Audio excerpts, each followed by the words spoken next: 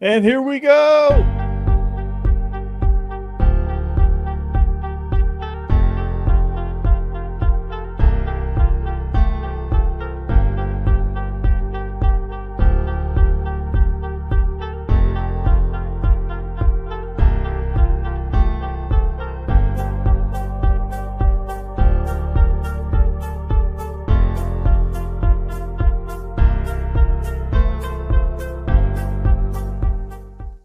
Hey, what's going on, boys? It's SEC After Dark. Welcome in. We are here with the five-man crew, the starting five. At point guard is me, Corey Burton. At shooting guard, my man, Steven Willis. From North Carolina. No, I'm kidding. From Winter Haven, Florida. The host of Locked On Ole Miss, Steven Willis. Our small forward is Jake Thomas. Our power From forward Central Arkansas. Oh, sorry. our power forward is Hammer, and our big man in the middle is Boss Man. I don't even know how tall you are, Boss Man, but it just fits. So welcome in. There you go. Dang. Bill Cartwright. I don't know why I'm on a Bulls kick tonight. I'm sorry. Because it was the greatest team of all time ever assembled. Horace Grant. Jake wouldn't know though, because Jake is a LeBron guy. No, aren't you? Absolutely not. I thought you were a LeBron guy. No. Who was it that we were? I swear. I think he's honestly too young for LeBron. I'm going. As sad as that is. It is. No, I know who LeBron is. I must be losing my mind then, because I swear we had like a Michael LeBron debate over the summer with you, Jake. No, I think Michael Jordan's the greatest of all time, and there's no question about it. Okay, I could have sworn we had that debate with you, but maybe that was no. You're dreaming, Corey. I am going crazy. Okay, making me want to watch The Last Dance, man. I have to turn that on later. Yeah, I know, right? So anyway, how's everybody doing? Good. Doing great. We got a great Aggies show. are doing great. We're flying high. Yeah, I was going to say, your Aggie boys are probably doing really good. Yeah, but I am mad at you guys because you screwed up my parlay. I had an 8-leg parlay going, and I had 7 of the 8 legs, and y'all beat LSU. And dang. But sorry, Rick. If I get a chance to talk about the game, I'm probably going to upset your feelings. So, just know. Y'all win. I don't care. That was more about how terrible Missouri is rather than Alabama being back. We're about to get the brakes beat off of us down in Baton Rouge in a few weeks. I'm just telling you. I don't know about that. I do. Big game, Brian. I said defeated Alabama fans. I am all here for. My goodness. I told you I'm done with them. I am done with them. I'm all aboard the Vandy train. Hey, I'll take you there too. All right, you're not a fan of Kalen DeBose? No, I mean I like him. He just got to get things right with his staff. Jake, I got some new artwork coming for you for your backdrop there. So, Mike Shula action. I got a little spot right up in there. I can put something. Yeah, we got you. Got you covered. So anyway, before we really get rolling on this train, as it's obviously heading off the tracks, we're presented by BetOnline.ag. Yeah, Off the Rails is happening very soon. So we are, like I said, we're presented by BetOnline.ag, your number one source for all your sports wagering needs. If you want to bet it, guess what? BetOnline has it. You can even bet on the upcoming election, which is kind of cool and kind of unique. So I don't think that's cool at all, honestly. Well, I don't know. It's cool because they go beyond sports, I guess. I don't know. But they have the best odds, biggest promotions, and live in-game betting on all your favorite teams. And they have every stat, every matchup breakdown, live odds to bet during the game as well. And it's not just NBA. BetOnline has odds on everything from football, MLB playoffs, the World Series. You better hurry up, bet on that, because that could be pretty quickly, the NHL and much, much more. So head to the website today and get in on the action with America's most trusted site for online wagering. BetOnline, the game starts here, and they have a casino.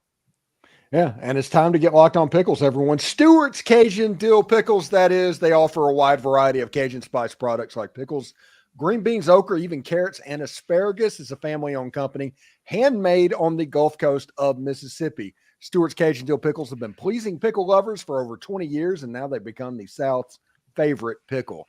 These are truly the best pickles you will ever have. They have a strong dill flavor with a Cajun punch, no over sour taste. This being a small business, they strive to keep the produce fresh and local from the start, keeping the final pickle product extra crisp and crunchy.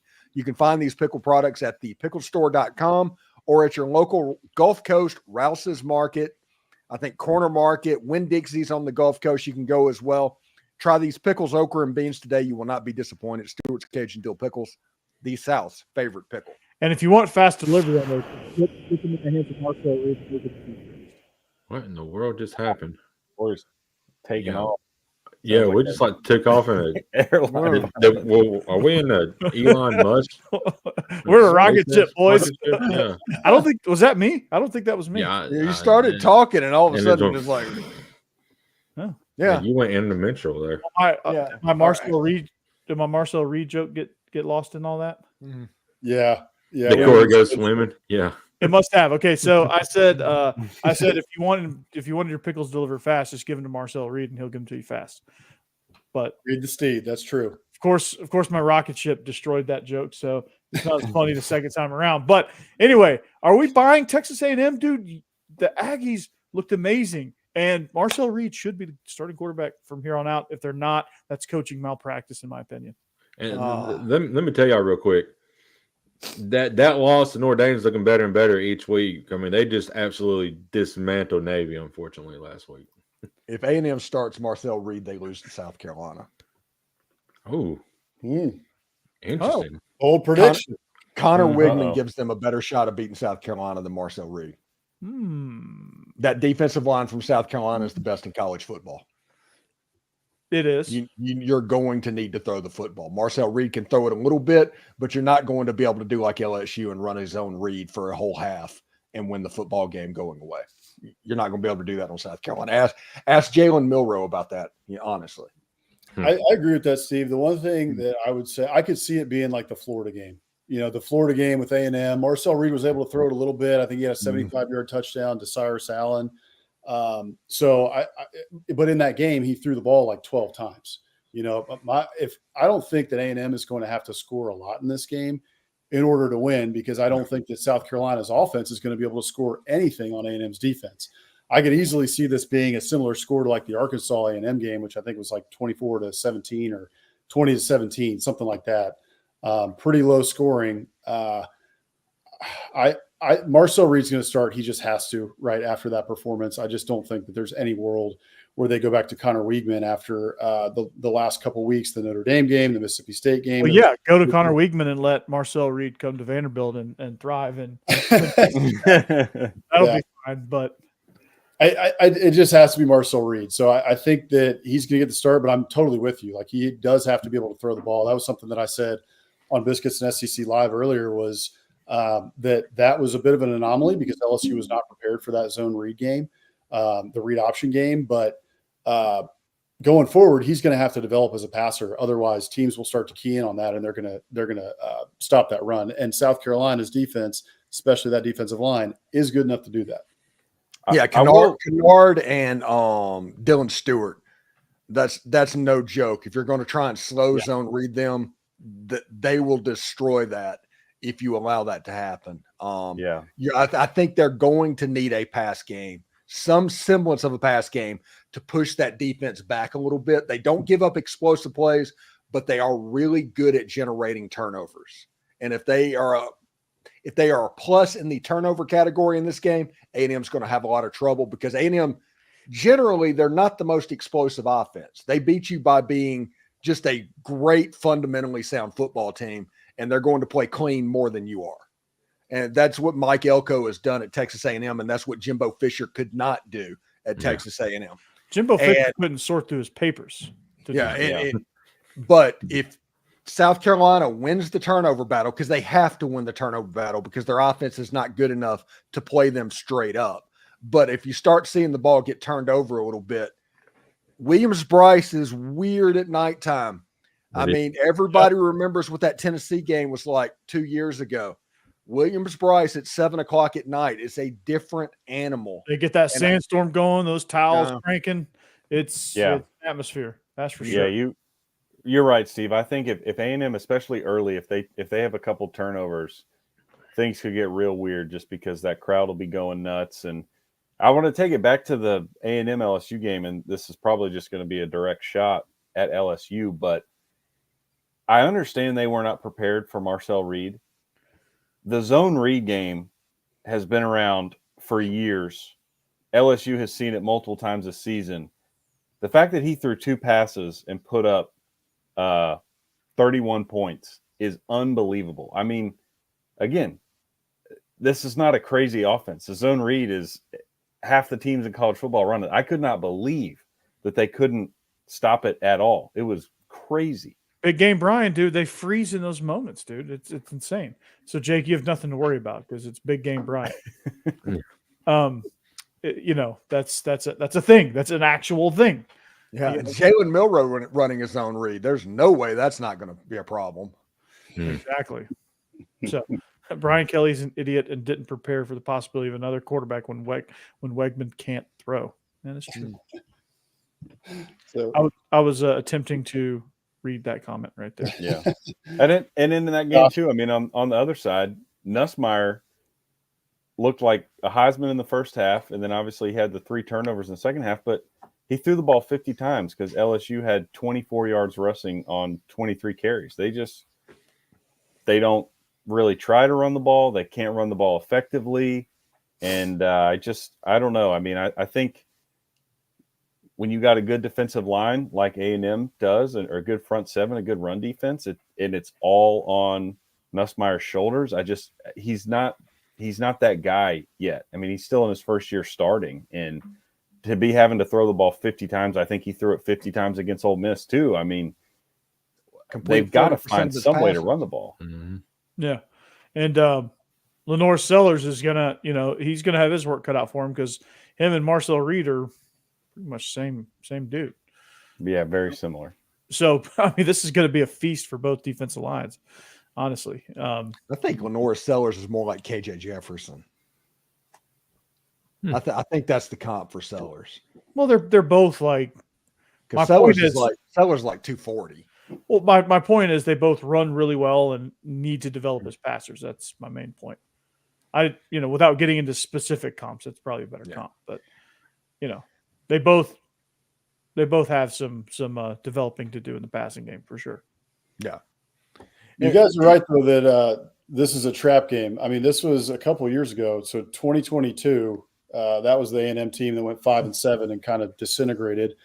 But they went into South Carolina, I believe it was kind of mid-year, and it got weird. At night, South Carolina opening kickoff, returned for a touchdown, and A&M was on their heels from the opening whistle, basically, and ended up losing that game. I think it was 30-24.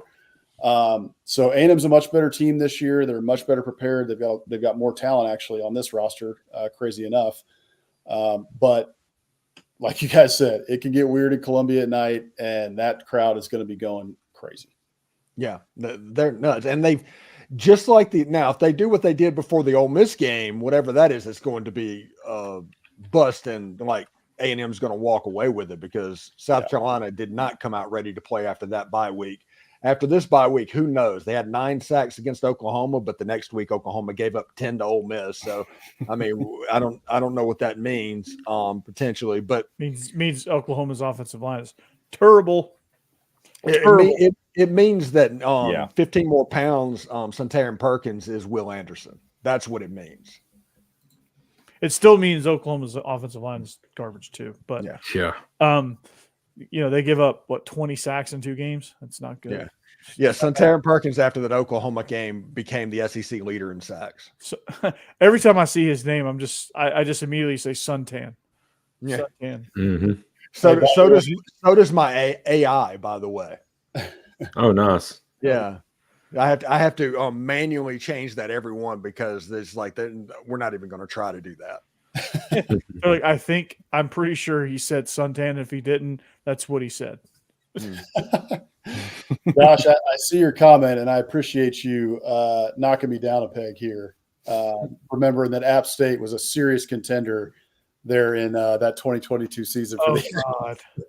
Oh, that's a lot of reminder tonight. Oh boy. It's wild to think about. Yeah. So, I had blocked it out of my mind after Jimbo Fisher got fired. It doesn't even exist to me anymore. Oh jeez. That was buddy. We have not gotten to this yet. You haven't missed that at all. So just hang tight. We're going to talk about it. let's jump to it now. All right. Because we'll reveal our answers for the Texas A&M game and picks. Yeah. So the SEC's Picks. dumbest game. This game is always drunk. Yeah. Stumbling out of the saloon. Like it's always. Yeah. It's always Matt Corral, 6 interceptions, the Lane Kiffin to Auburn Bowl in 2022, the 53-52 game in Oxford in 2021, the 4th and 25 where they lateral it backwards. I mean, there's just like game after game after game. So basically, Ole Miss has a better team than Arkansas. Yeah. Ole Miss should win this game. Ole Miss is favored by a touchdown, and honestly, it'd be more than that, but it's in Fayetteville, and they realize that Ole Miss has won twice there this century. But this game is so weird, so drunk, that you can't 100% predict one way or another. And at the beginning of this week, I was like, hey, Ole Miss is going to win this game 31-24. And then as that gone on, I was like, neither of these teams are going to score that much. And so I was like, okay, adjust my pick and get it going. I still think Ole Miss is going to win the game, but it's just so weird and so unpredictable and so fun. I love this game. This is one of my favorite games on the schedule, just because it is so unpredictable, because it can gut punch you and it can make you totally elated. Yeah, don't take anything that requires any sort of prediction of points or point spreads. Take whoever you think is going to win on a money line on this one. If you're betting real money. So yeah, this game's always fun. And I think, Ole Miss is kind of, I don't know, Steve, correct me if I'm wrong, but I think Ole Miss is kind of in a weird place right now with their offense. They're transitioning is what they're doing. Basically they have potentially the best defense in the entire country. They're absolutely massive. And the 2 games that they've lost have been directly the result of the offense going balls to the wall and going for it and doing all the stuff that Lane Kiffin is famous for. Ole Miss doesn't convert a 4th down against Oklahoma, for example. A field goal would have made it 13-7. Oklahoma wasn't going to score a touchdown and come back and win the game at that point. But whenever you didn't get the 4th down, they had all the momentum in the world. They drove it down the field. It was 14-10, and you were down at halftime, and everybody was freaking out. Ole Miss came out and just said, forget that. We're just going to play you completely straight up. We're going to quit helping you. And in the 3rd quarter, Ole Miss had 200 yards of offense. Jackson Dart had 1 incomplete pass. Oklahoma had 20 yards and 1 first down. Ole Miss won the quarter 13-0. And the game was essentially over at that point because they realized that, hey, if we pay attention to those guys and do kind of Nick Saban Alabama rules with this defense, and we play like we do in the 3rd quarter, there is not a single team that can beat Ole Miss this year. If Ole Miss plays like they did when Matt Corral was there and the way Lane Kiffin treated the offense, Ole Miss could lose 2 or 3 more ball games. The ceiling and the floor is like unbelievably spread out this season. Yeah, it's insane. Yeah, I think they just need to come out firing all cylinders and say, you know what? We're just going to do what we do. And let's just get things going quick, find the tight ends, get a running game going, and smash Arkansas defensively. And I think you can do that. Yeah. Honestly, this could get lopsided in a hurry too. Yeah, I think that's what they need to find here is the run game. They never. I mean, Oklahoma's got a good defense, but they never quite got it going last week. I don't think they even got to 100 yards. So interested to see if they can get something going on the ground because, Jackson Dart is playing really well, but if it's only on him or if they're getting pressure on him, then that's when the offense stalls because they can't get anything on the ground and he's, stuck in 3rd and long instead of 3rd and 2 or 2nd and 2. Right. And that's when Kiffin is at his best. He gets a, 4 or 5 yard gain at a minimum on 1st down. And then he's got basically a down to play with. He can take a big deep shot or run a play action. But without that run game, they've been a little more one-dimensional. This week, Jaden Williams is probable on the Wednesday availability report. That's the starting left tackle. Micah Pettis is probable. Jeremy James. It looks like most of their offensive line is going to come back and be able to play this weekend. Nate Kalepo, who has kind of struggled a little bit, is listed as questionable, as is Trey Harris. We don't know what's going to happen. But we did see 12 personnel in that Oklahoma game, and it could work. And we have seen the depth chart move up Ulysses Bentley into more of an active role. So we need to keep an eye on that as well. Again, if Ole Miss doesn't help Arkansas with dumb penalties and doesn't turn the ball over, Ole Miss is going to win the football game. But I've seen too many of these Ole Miss Arkansas games to just bank that that's going to happen. Yeah, that is true. It's interesting to me too that before the season, I don't think any of us would have thought that this game would have been a 6.5 point spread, except for all the craziness, that you just alluded to, Steve, that happens in this game. I think most of us would have expected Ole Miss to be a 13, plus point favorite in this game. Yeah. And now we're looking at it 6.5. And I think the reasons for that are a lot of what you guys talked about. Ole Miss's offense, even with all these weapons, really just hasn't been clicking on all cylinders like we expected to see for much of the season, even though that defense has been playing very well. We also just saw last week, I think Vegas has taken this into account, that, Bobby Petrino just dropped a whole bunch of napalm all over Mississippi State on offense. And so they just dropped a 58 burger on those guys. I love the smell of Bobby Petrino. That's right. Good morning, Vietnam. Yeah. So 58 points, and Arkansas went 0 for 7 on third down. That's not good. Mm-hmm. To me, I can't figure out how that happened. 58 points, 0 for 7 on third down. It's absurd. Yeah, it was a really absurd game. This game close, no doubt about it. And I think they were 9 for 9 in the red zone. So it's like, who knows? Whatever. Sheesh. Yeah, it's going to be fun. It also could be a toss-out game, right? Like we haven't seen Arkansas do anything near that all season, except for Arkansas Pine Bluff to open the year, but that doesn't count. So it could be a total anomaly as well. As long as Ole Miss has something to play for, and I will admit they need to not drop another game, but somebody is going what happened to Ole Miss by Georgia last year. Ole Miss is going to put it all together on one opponent, and they're just going to skull drag somebody. And I have no idea who that's going to be.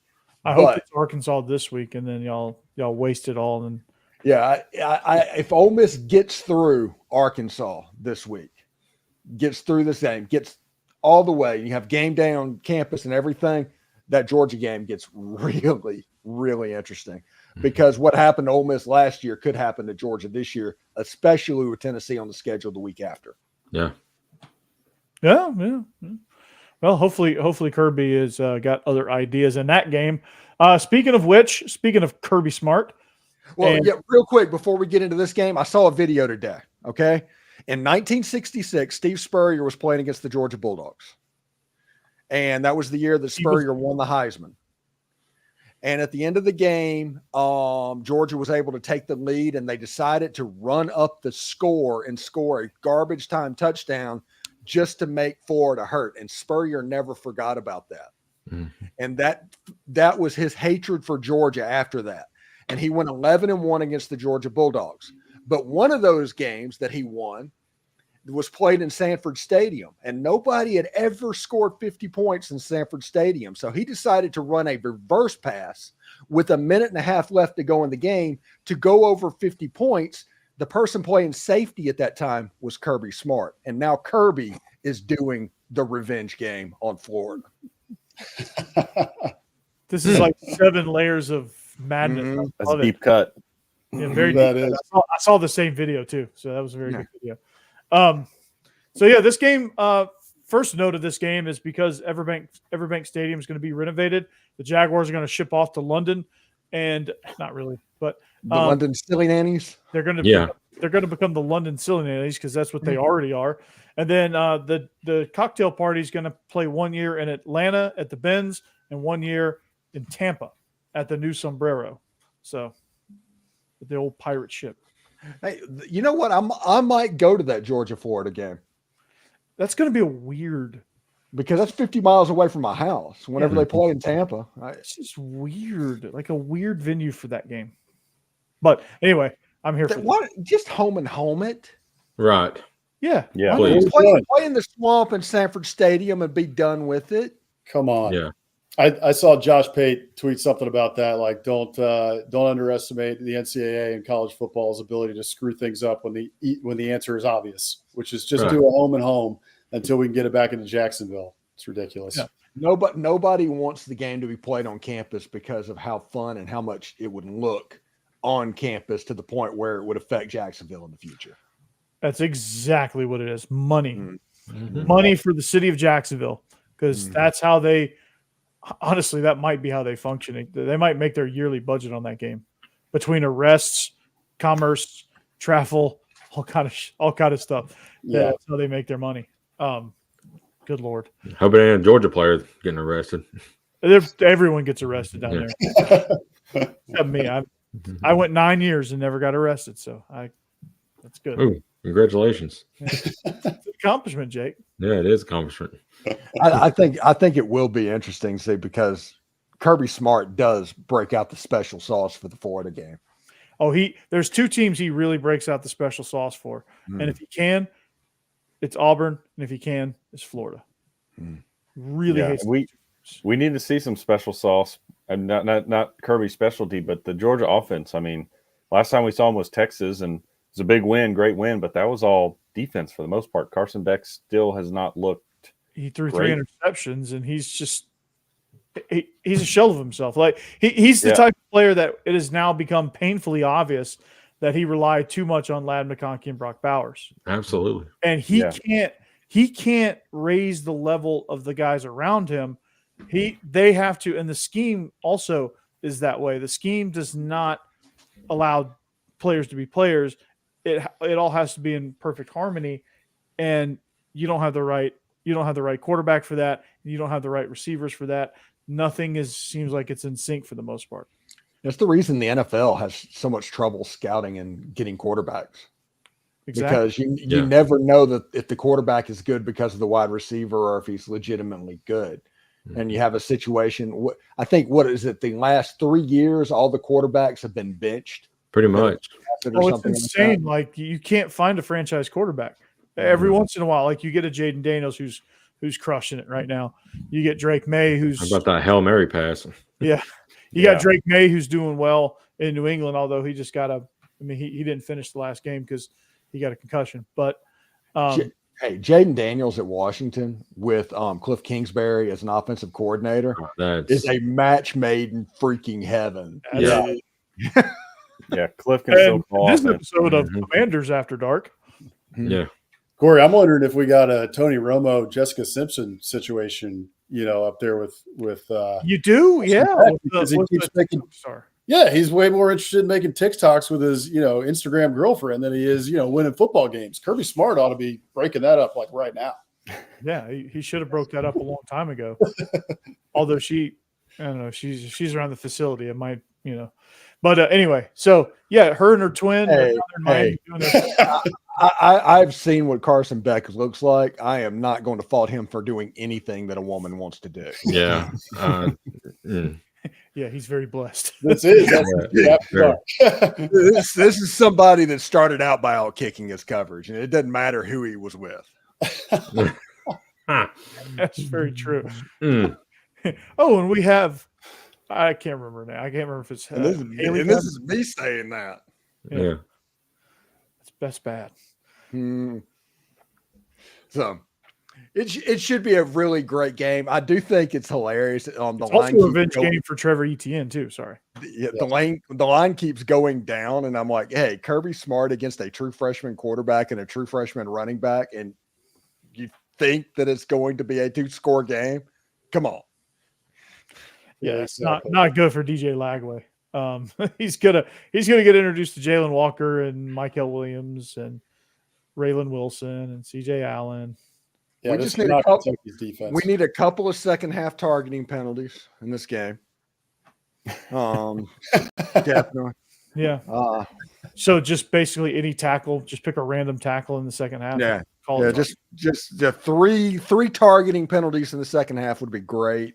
Especially on the defensive line, that would be nice. You need the ref that was calling the A&M LSU game, who was calling random blindside blocks, on safeties who were actually looking at the player who was making the block. That's the guy you need, because he's willing to call all sorts of ridiculous stuff. Oh, did you see the call in the Vanderbilt game where they ran that trick play on 4th down, where they did the fake, like against Kentucky, they did the quarterback got confused and the tight end went and took the snap, and did the sneak. Well, they had a wrinkle off of that. They had the same look, and then he instead of sneaking it, he stepped forward and then he turned and handed it on a jet sweep, and they got like 20 yards, and they called a penalty because the wide receiver's shoulders were not square to the line of scrimmage. Yeah. Explain that one to me. Yeah, I did see that. Ridiculous. Speaking of, he used to be terrible. that was a good game. He was lined up on the line of scrimmage, but his shoulders were turned inward. But he was on the line of scrimmage. Is there a rule that the shoulders have to be squared? I don't think they. I didn't know they had to be. I didn't know that was a rule, but apparently, it was a rule that day. Officiating. It was on Saturday. Yeah. It was on Saturday. I don't know if it still is. As a fan of the Ole Miss Rebels, who the officials hate because Ole Miss is out there faking injuries, and they did not call they were so pissed off against Ole Miss that they did not call LSU for holding one time in that game when Ole Miss is leading the nation in sacks, and you're supposed to tell me that they just handled their business, and you just look at it and he's like horse collaring Walter Nolan in the backfield, and I was like, okay, these officials need to just come on. Come on. This year, for whatever reason, officiating is so much worse than it was 5 years ago. It is so much worse. It's awful. Like it's even Texas worse. Came in the Mm-hmm. That's why. Texas came in and there's something to that. Yes. Jeez. My goodness, it was almost so funny. Vandy, it was almost so funny. Why couldn't you pull it off? That would have been the funniest thing ever. That close. And you robbed the best SEC shorts that I will ever have by not winning that game. Yeah. Can you imagine what that SEC shorts would have been like? No, they've been amazing. Been the greatest things ever. Although we did have Oklahoma and Auburn, just not Oklahoma and Auburn, Kentucky and Auburn just slap fighting like on the 14th floor in this week's edition. And Oklahoma's a janitor. Yeah, sorry, and even that was good. They had the Vandy, pimp music playing, and Texas is like trying to shut the door, and they're like, yeah. That still was a good one though. It was great. I love it. They brought them bringing in battered Aggie syndrome. I'm for that. Yeah, I was about to say they know every fan base so well. Like, battered Aggie syndrome, for those of us who are Aggies, like we've known that for a long time. I love Georgia and Hope. That is just a fantastic bit. Yeah. I love that basically they just channel Chad when doing an Ole Miss fan. Yeah, that's right. Yeah. He's always got the visor on. Oh, yeah. That is good stuff. Which, by the way, Oklahoma fans apparently was just blown away by the Grove. And I was like, it was 11 a.m. You didn't get to see the full Grove. Right. You got to see the morning Grove. What are y'all doing in Norman? Mm-hmm. Yeah, they didn't even get the tip of the iceberg there. Yeah. But well, yeah, I thought we're not even going to the games, so they were just excited to go to a game. Yeah. Yeah. They were playing BYU this week. Bama. Is Bama playing BYU this week? No, Alabama's off. So I'm saying BYU. Oh, I thought you said BYU for some reason. No. I thought he said BYU too. Yeah, like BYU. Wait, what? I was like, man, that's a great game. I can't believe I missed that. Yeah, if it was BYU, I would take BYU in the points. Oh, I would anyway. Yeah. Jake's taking BYE in the points too. Yeah. Jake is a little down on his Crimson Tide. He's considering there's a train coming by that has a Commodore on it that he's thinking about jumping on. I mean, they ain't done anything to impress me in the last 6 weeks. So, why should I be happy about the fly ball? Do what now? Aaron Judge just straight dropped a fly ball. I should probably go to that game. Just Yeah. Jeez. I mean, it was a can of corn. He moved up and just went to catch it. Just closed his glove and it bounced off. look at. Oh, Hey. God. Yeah, that's bad. Look at Steve becoming a. Oh my God. No, Look at Steve Rick. becoming a baseball fan. Like he's in a baseball Rick. aficionado. Rick, that would never happen. Hey, I was dressed up on tomorrow night's SEC squad show. I went dressed as a Detroit Tiger. Nice. Mhm. Oh, nice. You got the mascot head and everything. No, like Riley Green's jersey, this hat. There you go. Let's see. Yeah. So you went dressed My as Ty Cobb? postseason hat. Oh, so you went dressed as Ty Cobb? I wish. Yeah, or Kevin Costner. Kevin Hey. Costner was at the Ole Miss Oklahoma game. Was he? Yeah. Cool. Apparently his kid is going to Ole Miss in the fall. I think it's time for picks. Let's do it. Oh, it is time for picks. Time for what? Picks. There we go. I wasn't sure. Picks. All right. Well, we talked about the world's stupidest game, and that's going to be the first one we pick. Ole Miss in Fayetteville is 6.5-point favorite. Steve. This is a situation that this game over the last 25, 30 years, it goes back to 1990 to where Ole Miss tackled a running back and he landed perfectly where he didn't hit the goal line or the sideline to stop the clock and the time ran out on it. It was absolutely weird stuff happens in this game. So I think that this year it just kind of goes chalk and it just kind of goes normal. And I think Ole Miss is going to win this game 24-10. Yeah, I'm kind of with Steve here. I don't think this game's going to be crazy this year. That's my famous last words. But Ole Miss, I think, is going to win this one, and it could get ugly. Jeb. Oh, wait. Oh, Jeb, I love your pick. No, you took. Yeah. Good job. Jeb is taking Can we Ole get Miss and his reservation with his friends. Yeah. So the thing about this game for me is Ole Miss, 7 points better than Arkansas, and absolutely they are. Can their offense kind of find a rhythm and get going in this game? I think they can, and at least win by 10, at least. So give me Ole Miss here, and Cassie's taking Ole Miss as well. Yeah, Becky is taking Ole Miss because that's what her diploma says. Yeah, good reason. Mm-hmm. I'm on board the lane train this week too, which kind of makes me nervous because I need we're all on Ole Miss and I need to make up some games here, but I'll take the Rebs. I think what we saw from Arkansas last week was more of a aberration / Mississippi State's just not good, and I like Ole Miss defense here to bottle up Arkansas's offense. So I'll take the Rebels to win and cover. All right. We talked about it earlier in the show, but Ole Miss's defense, especially their defensive line, I expect them to be all in the backfield for most of the night against the Razorbacks. I also think, too, that this game is going to be similar in scoring for Arkansas to like the Tennessee game. They scored 19 against Tennessee. I don't really think that Arkansas is going to be able to score a whole lot against Ole Miss. So I'm thinking this game is probably somewhere like 28-20, 28-17 Ole Miss.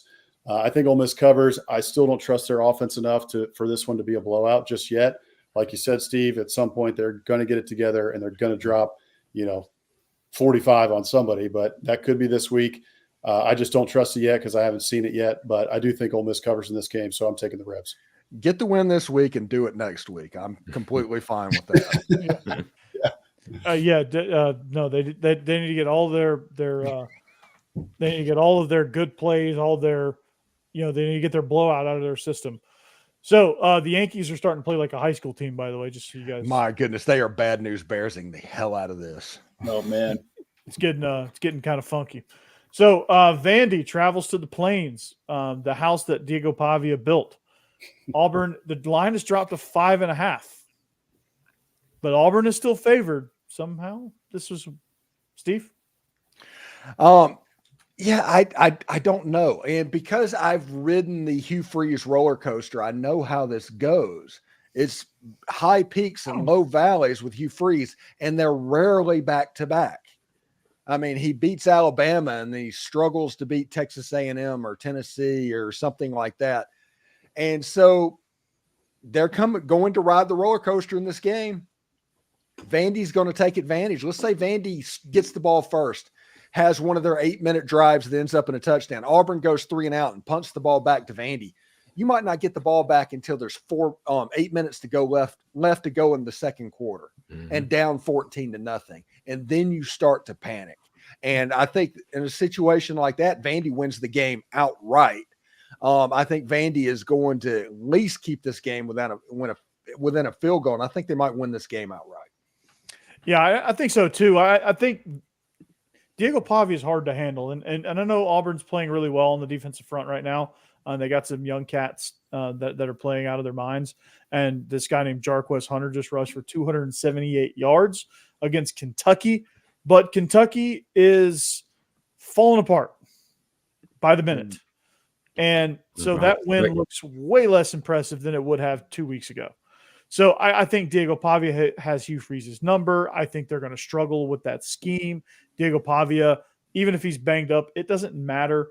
He's like freaking MacGyver out there at quarterback, and they're going to find a way to win this game because they're going to hold the ball. And I'm calling it now. Vandy's going to win outright. They're going to become bowl eligible because they are when Vandy's playing for something, they're dangerous. That's odd to say, but that's true. At least this year. Jeb is going to take Vandy as well. And he's going to take oysters on the half shell as his appetizer. Yeah. And Becky's taking Vandy. We're taking Vandy here as well. I think, again, that Kentucky team is struggling big time right now. But Auburn did find something in Jarquez Hunter for the first time all season. I don't know why we talked about it, ad nauseum here. He frees him the ball. Right. Guy can actually run. Okay. Yeah. And you run your offense through him, you're going to win games. So hopefully they revert back to Peyton Thorne and try to make him win the game and he'll fall apart and all that. But if Jarquez Hunter has a big game here, Vandy could be in trouble. But I just don't. I think Vandy can keep it within, the spread and keep it close. Yep. Same here. I am not going to bet against Diego Pavia, especially against Hugh Freeze. So I will take Vandy to cover in this one. Yeah, I'm taking to calling him Diego Stones because he's got some big old stones. That kid, he just has moxie, and it's hard to bet against Diego Pavia from what we've seen through 9 weeks. And I do think that Hugh Freeze, having seen Diego Pavia a couple times, actually is helpful in this game. I talked about this a little bit on Biscuits and SEC Live. What's that? Or is it haunting? It could be. It could go either way. But, in college football, coaching matters so much. And we're seeing that with, Kurt Cignetti at Indiana. We see that all across the country that coaching really matters. I think Clark Lee is a better coach in this game. And I really think that matters. And I do think that Vanderbilt is able to keep this one close. The other thing to watch out for is Vanderbilt ranks third in the SEC in turnover margin. They're +5, and they've turned teams over 10 times with 8 interceptions and 2 fumbles. So Auburn, as we know, loves to turn the ball over. So if Auburn turns the ball over a couple times, this one's going to be a dogfight. I expect them. I do expect that to happen. I expect Vanderbilt gets a couple turnovers here, and I think Auburn wins this one. I'm going to say by a field goal. Famous last words, but I think Auburn wins this one. But I think Vandy's able to cover. This is the first time we've had a unanimous Vandy thing, but 43. It's a 43-10 is when you said Clark Lee was a better coach than Hugh Freeze. I got to snap. I got to pull that out and send it to my Auburn friends. There you go. Yeah, we got to send that to the Vandy people that I work with because I have a dude that he's like he's actively rooting against Vandy because he's a Vandy fan. He's rooting actively against Vandy because he does not like Clark Lee. I'll take that clip too, and we'll see. Give it like 2 to 3 years. That could ring true. Could be totally wrong, but right now, I think he is a better coach. I mean, absolutely, I agree. Well, a game that we're all unanimous on: Oklahoma over Maine. So we won't spend time talking about that. Remember the Maine. Oh. Yeah, the Black Bears, right? Cocktail party. Okay, Steve. Georgia's 17.5-point favorites. Georgia is Georgia, and they don't like to cover spreads, but against a freshman quarterback, do you see it or no? as good as DJ Lagway is, the future Texas A&M quarterback, I don't like any freshman quarterback going against that Kirby Smart defense. They have so much talent on that side of the ball. They can absolutely suffocate you if you allow it to happen. And you're going to rely on true freshmen to be the running game and the quarterback in that situation. And you think that's going to be successful. This game has 35-7, 42-7 written all over it. Yeah, I just think it's going to be more about the defense swarming Florida's offense and just avalanching them more so than Carson Beck. I think Carson Beck's going to have an admirable day, but I don't think from now until whenever their season ends that he's going to be the one that's going to carry this team. He's going to be just an accessory and a part of the cog that is the offense, but you're not going to see him stand out like everyone thought he would. So give me the Bulldogs. Give me them to cover big. Defense comes again with the blowout, and I like Dogs. Go Dogs! Get after the. Jeb is picking Florida for some reason. I guess he likes the Gators. I don't know. Becky's taking Georgia, by the way. Hey, welcome to the dark side, Becky. Look at Cass is taking Georgia. I'm taking Florida, and the reason being is the struggles, offensively to start out the first half for Georgia. I mean, if it's a close game at halftime, can Georgia get 17 points in the second half and keep Florida off the board to get to that 17 points? I don't know if they can. So give me Florida here. Okay, Hammer. I am taking the Dogs. Y'all mentioned earlier, I think the defense is playing really well right now against a freshman quarterback. I know he's talented, but I think they'll have a good plan for Lagway. And I like Trevor Etienne to have a big game here against his former teammates. So give me the Dogs. Boss man. I'm not real excited about my pick after looking at it again and what I put in the sheet. But I do think that Florida's defense has been better the last couple of weeks, and Georgia's offense I'm still not sold on them. I don't like what I'm seeing from Carson Beck in terms of the turnovers. I do get that DJ Lagway is a freshman quarterback, and that's going to be extremely difficult against this Glenn Schumann and Kirby Smart defense for Georgia. But I haven't liked what I've seen in terms of Georgia covering spreads this year. I think Georgia wins this game handily, but I'm going to take Florida to cover the spread. Interesting. Okay, so our next game, it's Mississippi State at UMass. We're all in Mississippi State except the Willis household. Steve, why UMass? Because I watched the Toledo game, honestly, and UMass played Toledo better than Mississippi State did, and Mississippi State's defense is one of the worst defenses I've ever seen. Period. It's like LSU 2020 level bad. Arkansas scored 58 points and didn't even need third down. They went 0 for 7 on third down, and they still scored 58 points in that game. Absolutely nuts. I do not think that Mississippi State is 20 points better than air right now. So give me Massachusetts. That's fair. Okay. All right. Well, until proven otherwise, I guess I'm just gonna go with Mississippi State. So our next game is and the meltdown by the Yankees tonight is hilarious. Yeah, I'm here for it, man. What's the score now? 5-5. Yeah, it's tied up. They've had a 5-run fifth inning. Yeah, thanks to a bad news Bears inning. The pitcher just refused to come to first base.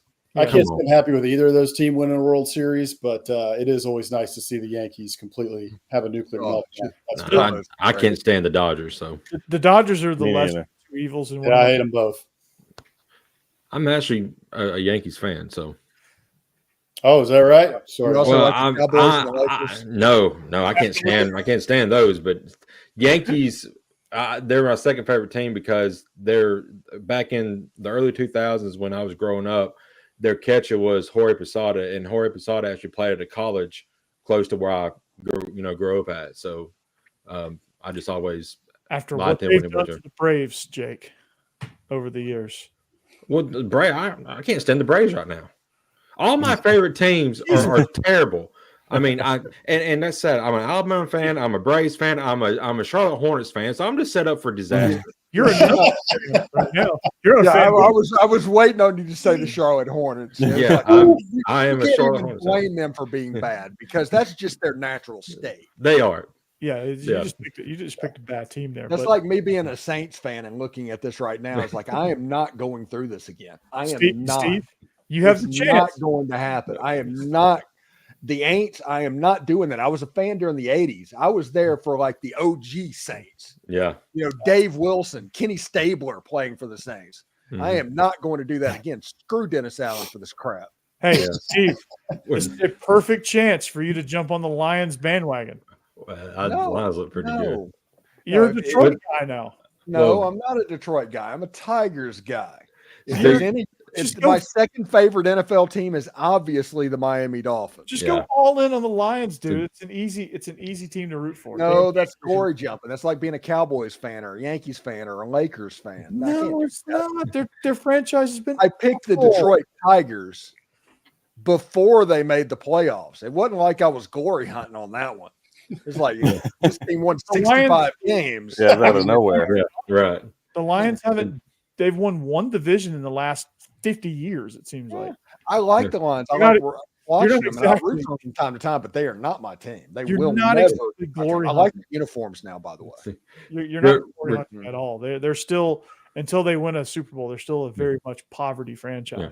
Real quick, Steve. A couple of weeks ago when y'all played, when the Saints played the Bucks, it was a back and forth game. I think the Bucks went down the field and scored a touchdown real quick. And I have a couple of friends on Twitter who are Saints fans, and they was like, "Fire Dennis Allen right now into the sun" and all that. And then I think they had three interceptions thrown, by Baker Mayfield, and they scored on all three. And I was like, "Oh crap!" Now they're probably like, "Oh wow," now they're doing good. Like, what's the crap?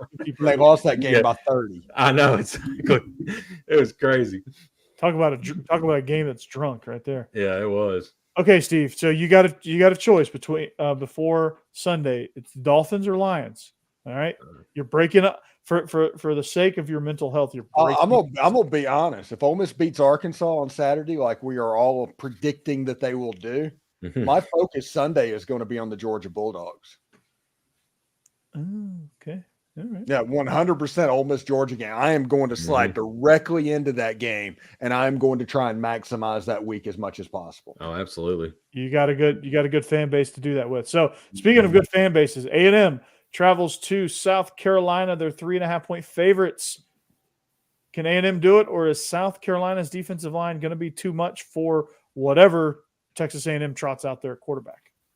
Listen, I was on the SEC Squad show that's going to air Thursday night, and we recorded it on Tuesday, and every one of them just spooked me on A&M. It's one of those situations. South Carolina at night, Williams-Brice, all of the magic that's going on. Everybody's talking about that momentum, and I just think that and they still can't score an offense. if A&M starts Marcel Reed, A&M's not going to be able to score on offense because the defensive line, the front seven, is going to be able to slow down that offense. And all of a sudden you have a 20-13 game. And that's something that Lenore Sellers can fight back. And it could be a one-score game in the third quarter. And in that stadium, that gets weird.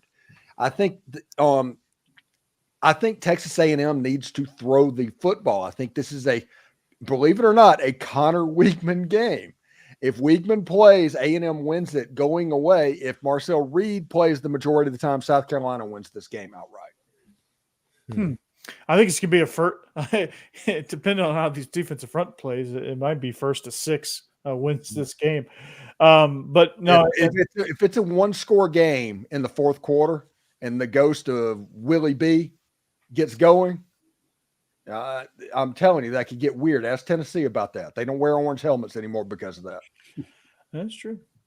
Willie B was great in the Atlanta Zoo and as a ghost at Williams-Brice. So A&M is I still like them. I think they have a more complete team than South Carolina does. And I think the maroon face mask with the white helmet that they do, fantastic. By the way, Yeah. that is one of the best moves that Mike Elko has done at Texas A&M. Mm-hmm. I think they found something with Mike Elko. I think it took him a minute to kind of Mhm. get used to his style and figure some things out with him. But I I think want to know how his relationship with Jimbo went. I want to know where that came from. probably just a professional relationship thing, and he hired him and gave him a shot to be a coordinator in the SEC. It's You probably have no idea what I'm talking about, do you, Corey? no clue whatsoever. Mike Elko says we're running a real program. We are not a Yeah. fast-talking politician. A direct shot that was obviously towards I Jimbo. love that. Yeah, I love How did I love miss that. that? Yeah, he said that after How did I miss the that? game, and then of course, came back on Monday and said, Yeah, and he walked it it back. wasn't about it wasn't about anybody, but Yeah. it sure sounded like a Yeah, shot. That's because that's exactly what Jimbo. Oh my I God, think- how did I miss that? Yeah, he used fast talking, BS, and politician. Yep. Who was he talking about? Yeah. Right. That was 100% at Jimbo Fisher. Dennis Francione. That's who it definitely was. Damn, I missed that. Kalen DeBose. Jeez. Anyway, give me A&M. All right, so I'm taking A&M here as well. Interesting thing about this though is South Carolina's sitting on 4 wins, and they got A&M, Missouri, Clemson, and Wofford left on and Vandy. I don't think they're going to beat Vandy. I know they're not going to beat Clemson. They might get, Missouri, but they're going to be right on the cusp of missing a bowl. So they're going to be playing hard in this game to try to get a 5th win, because you pretty much can imagine that Wofford game is going to be their 6th win. But I just don't see anywhere else where they can win a game, and I just certainly don't think that they're going to win this one. So I'm taking A&M Castigas too. Yeah, and their game against Missouri, if Drew Pine's playing quarterback, South Carolina's winning that game. Yeah, that's true. Oh, show. Mm-hmm. All right. Yeah, Becky takes A&M Yep. as well. Mm-hmm. Okay. Let's get it. All right, Hammer. I'm taking A&M as well, obviously, as a homer. Really? I think Homer. Homer. what gives me confidence in this is the Aggie defense. Y'all touched on it a little earlier. I don't trust South Carolina's offense, and I think it's going to be pretty low scoring, probably on both sides. But I'll take A&M to cover here and win by a field goal or maybe a little more. But I think it'll be real close. I think I agree with you, Hammer, on the defense. I'm looking at the defensive lines on both sides in this game. So much has been made about South Carolina's defensive line for good reason. Kyle Kennard has played like an absolute animal all year, and Dylan Stewart is a total stud. But A&M also has a very good defensive line and a very stout defense. And so I really don't think that South Carolina has enough in this game to overcome the deficiencies they have on offense to beat A&M's defense and score enough points to win this game. I also think that while, Steve, you mentioned that Marcel Reed, if he starts this game, that South Carolina wins it outright. I think there's 2 things to counter that. One is that South Carolina really hasn't seen a quarterback like Marcel Reed. You could argue Jalen Milroe, and that's fair, but everyone else on their schedule has been nothing like Marcel Reed. And I would argue that Marcel Reed's running ability is even better than Jalen Milroe's. But even if South Carolina is able to stop Marcel Reed and really bottle up this offense early on and make it a real game early, we've also seen that Mike Elko is willing to make changes on the fly. So I wouldn't be surprised at all if they make the change quickly and go to Connor Weigman. If, the first 4 to 5 drives, it doesn't look like Marcel Reed in this offense is able to get anything going on the ground. So I also like Le'Veon Moss. Le'Veon Moss, he was my guy last week. I was talking about him. He had an incredible game against LSU, as did Amari Daniels on the ground for the Aggies. So I know this defensive line is good. The offensive line for the Aggies has played pretty well. And I just think A&M has a little bit too much on offense for South Carolina to be able to outscore them. I do think it's going to be a close game. I'm thinking it's something like 24-17. A&M gets the win. Okay. All right. So Steve, you're on an island here. You're on Williams-Brice Island. Okay. Mm-hmm. Last game. Last and certainly least. Kentucky travels to Tennessee. Tennessee is 15.5-point favorite. Steve, How did Ole Miss lose to Kentucky? Good question. My How did goodness. Georgia lose to Alabama? Yeah. they both scored more points. Good grief, it was awful. Tennessee, Nico Iamaleava is going to have a fantastic game against Kentucky's defense. And Dylan, oh my goodness, I want to say Dylan Stewart, but the running back. Sampson. Yeah, there we go. Is going to have a big game, just like Jarquez Hunter did a week ago. Tennessee is going to roll in the beer barrel, and I'm going to call it the beer barrel because that's what this game should be. Kentucky. Well, we did a little roundtable on who the worst team in the SEC was, and it was pretty unanimous that Oklahoma was there and Auburn was there. But Auburn said, you know what? I still feel like being in the bottom two. Kentucky, can you come sit in our chair for a minute? Kentucky's like, I will oblige. And I said at the beginning of the year, and it still might be a thing, but Mark Stoops flirting with A&M. Guys seem like they're quitting. They're falling apart. They don't trust him anymore. Yeah. He's complaining about night games. Yeah, you can't tell people to stick it out and then you not stick it out.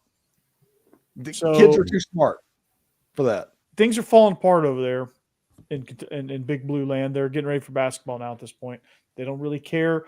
So the question is, if you get blown up by Tennessee and nobody's there to see it, does it really happen? No. What if Kentucky beats Tennessee? Oh, my God. Okay, can that happen? Jeb might never come back on.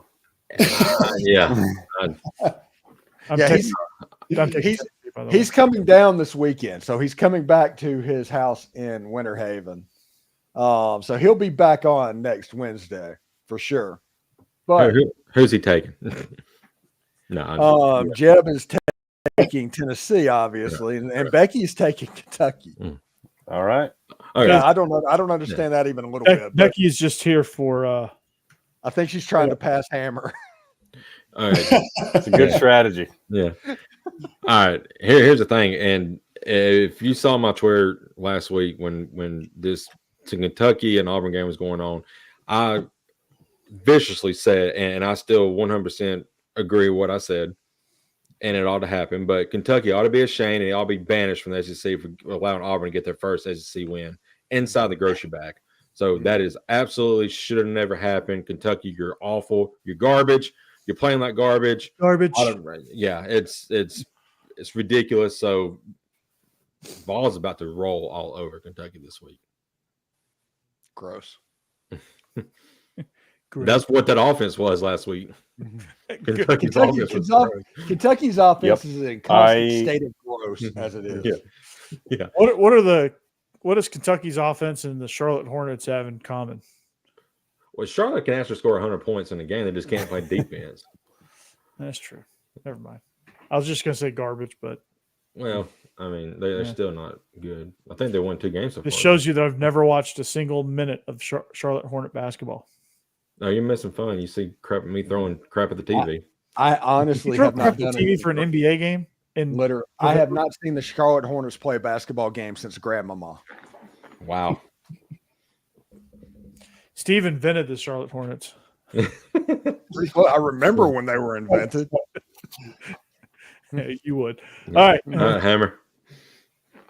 Yeah, I'm taking the Vols here too. Like y'all said, I don't see Kentucky being able to score in this game. I think if there was ever a game where Nico would get unleashed or you could take chances, take the training wheels off, it would be this game because Kentucky's not going to be able to score. And Corey, like you said, I'm worried Kentucky's team is quitting. So I think if they get down early, this game is going to get ugly. So give me the Vols. Yeah, Kentucky's kind of a Stephen High School team right now. Yep. No way they're scoring. Yeah, I think the Kentucky fan base is really starting to sour on former Texas A&M coach Mark Stoops. It doesn't look good right now in Lexington. It is ugly, like all you guys said. Brock Vandegrift, it just has not worked out. The offense is just sputtering. The defense, which was playing good early in the year, has all of a sudden fallen apart the last couple of weeks. They're getting absolutely gashed. I don't necessarily trust Tennessee's offense, to take a lot of advantage of that. They really have been a lot like Ole Miss's offense, frankly, this year. You got a bunch of weapons, that you expected them to be able to utilize, and they haven't been clicking on all cylinders like we really expected to see. But I think Kentucky just has nothing right now, and I think that them going into Neyland against Tennessee at night, I don't think they have a chance. So I'm taking Tennessee, and I think they cover. Kentucky's got to start using Barry Brown and get him more involved because they can't get him open right now at all. They got to scheme a little bit better for him. They got to scheme a little bit better for. They're not scheming at all. No, they're not. That's true. What scheme? Yeah. I think they're just playing Madden up there and just. Yeah, they're playing all vert. Right. Yeah. It's not working. It ain't out. good. No. Mm-mm. You're talking about a guy on the hot at seat. all. Yeah. Absolutely nuts. Anyway, the hang in the Louvre is Suntaran Perkins. Mm-hmm. 4 sacks of the day, leader in the SEC in sacks. He's going up against Arkansas, who is also having trouble on the offensive line. So Ole Miss's defensive line has a pretty good opportunity to eat this weekend. Another good weekend of football for sure. We got Ohio State, Penn State this week. Yeah. I'm excited for that one. Is Drew Aller going to play? Have we seen that? I think it's still Questionable. Yeah, they won't. I'm sure they won't announce it. Right. Questionable. Day to day. And Corey, you talked about it before we got on here, but I'm really interested in that Pitt SMU game. Yeah, it's going to be a really good one. Pitt is 7.5-point underdogs. I don't know. I mean, you've got illustrious games like Virginia Tech at Syracuse. I mean, you've got Northwestern at Purdue. I mean, come on, these are some bangers here. Yeah, it's good games. Yeah, full slate, no doubt. Yeah. Mm-hmm. Hawaii, Fresno. Purdue. Ohio, Fresno. Hawaii, Fresno. God, that'd be a 10:30 game. You got the weird Oklahoma State uniforms. Oh gosh. Oh, I saw those. Yeah. Where they just got the Princeton Tigers. Yeah. They just threw back the helmet and didn't throw back anything else, and so it looks strange. Mm-hmm. Yeah. Looks like the Avengers logo to me. Yeah, exactly. It does. Yeah. Bizarre. It's kind of cool, but if they just did the whole uniform, that would have made more sense. But they just did the helmets. Yeah, so it just looks weird. Mm-hmm. All right. Yeah, whatever. All right, so 2 minutes, right? Well, 2 minutes. 2 minutes. Thank you for watching. Thank you for finding us. However you found us, make sure you find us again and tell a friend next time. And join in on the fun here of SEC After Dark. We are the funnest show around, talking about the Southeastern Conference. Steven Willis is the point guard here, is the shooting guard. He is the host of Locked On Ole Miss. I think he's up to 20 million subscriptions now, and Something like that. He's doing a post game for the post game this week. Good night, Rick. And in all seriousness, he's crushing it with covering Ole Miss. Jake Thomas, Tide Talk Live, maybe soon to be primarily with this channel, exclusively on this channel. That's to be determined, but nonetheless, if you want some good Alabama content from a nice disgruntled Alabama fan who's soon to jump on a which is just so weird exists. Yeah, it's like seeing a white tiger. I'm a real fan. It's like the last 20 years didn't exist. And then you have Hammer and Boss Man, Biscuits and SEC. And if you're missing out on their show, you're truly missing out. Mm-hmm. They are our resident Aggies, keeping us whoop. Whoop. Whoop. And they're gonna do some good old fashioned trash talking on their show. Just like they do at the Yell practice, which is going to be fun for everybody, right? So, and I'm Corey Burton. I am host of Believe in Georgia Dogs and Locked On Vandy. So come and join in the fun on both shows. We're going live right after this. I think Israel and I are going live right after this. So, hey, Arkansas too, by the way. Yeah. Oh, it's a throwback. Yeah. Georgia Tech mentions if Steve didn't run him off, yeah. Tulane. Should we talk some Tulane? Tulane. Bring Tulane back in the SEC. Swanee, baby. Yeah. Swanee. Hey, I want Georgia Tech and Tulane back in the SEC. Absolutely. I am definitely. Why'd you run him off in the first place? You were the one that said, get out of here. Scram, Georgia Tech. You were actually. Because Bobby Dodd was an asshole. Well, so, we almost had a clean rating, but we didn't. Well, yeah. What we learned about is you do not piss off the state of Mississippi because we do not forgive. We don't forgive. Yeah, you do something silly, we're not going to let you come back in and say, whoopsie. No, you're going to sit over there for a little bit. And for a what, little 45 years now. So nice work. Long memories. Do not piss off the state of Mississippi. So how about that, nerds? Anyway, that's all we got. See you back here next week. Go Dogs, anchor down. Peace. Hotty toddy. roll tide. Gig 'em. Gig 'em. Behave yourselves.